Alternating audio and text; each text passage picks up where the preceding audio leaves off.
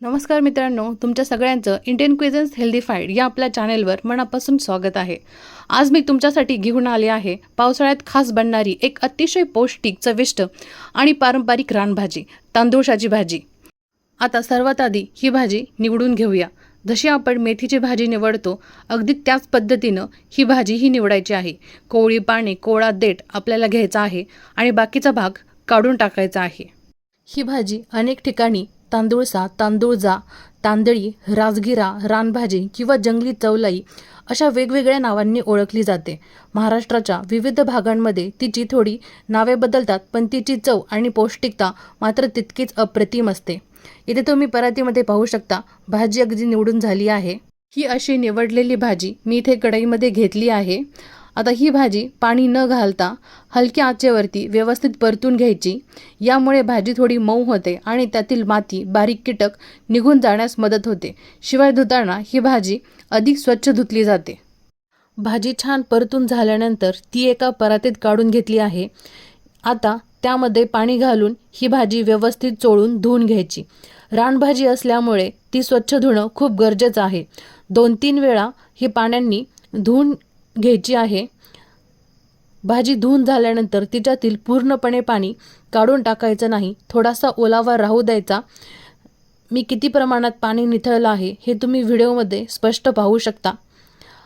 आता या भाजीमध्ये चवीनुसार मीठ आणि अर्धा चमचा लाल चटणी घालायची आहे। साधारणपणे ही भाजी फक्त मिठामध्येच खूप छान लागते, पण मला थोडीशी लाल चटणी घालून केलेली भाजी खूप आवडते, त्यामुळे मी आज लाल चटणी वापरली आहे। आता मीठ आणि चटणी संपूर्ण भाजीला व्यवस्थित चोळून घ्यायची आहे, ज्यामुळे प्रत्येक पानाला मसाल्याची चव छान लागेल। पहिल्या पावसानंतर ही भाजी कोणतीही विशेष लागवड न करता शेतामध्ये, बांधावर किंवा मोकळ्या जागेत नैसर्गिकरित्या उगवते, म्हणूनच तिला रानभाजी असं म्हटलं जातं। आता आपण फोडणी तयार करूया। कढईमध्ये 2 चमचे तेल गरम करून त्यामध्ये 2 चमचे ठेचलेला लसूण घातलेला आहे। लसूण छान सोनेरी रंगावर परतला की त्यावर तयार केलेली भाजी घालायची आहे। ही भाजी तेलामध्ये 2 ते 3 मिनिटं व्यवस्थित परतवून घ्यायची आहे।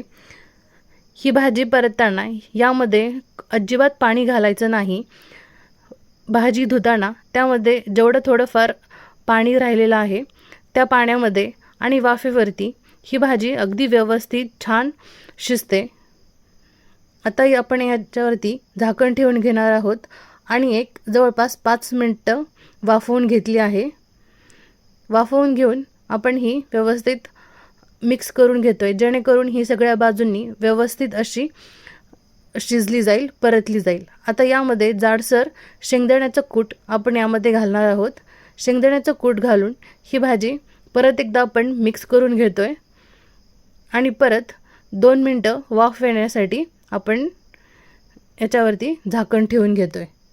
शेंगदाण्यामुळे ह्या भाजीला अप्रतिम चव येते आणि पौष्टिकताही वाढते।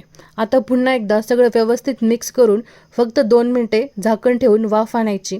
2 मिनिटांनंतर आपली गरमागरम, खमंग आणि चविष्ट तांदूळाची भाजी तयार आहे।